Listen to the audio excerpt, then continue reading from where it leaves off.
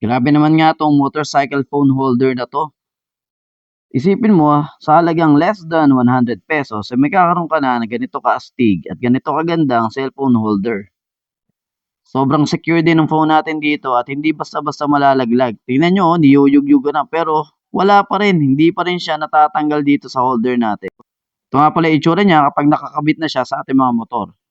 Makikita natin dito na adjustable siya, pwede natin siyang i-rotate, pwede natin siyang i-tilt, pwede siyang pa-portrait or landscape.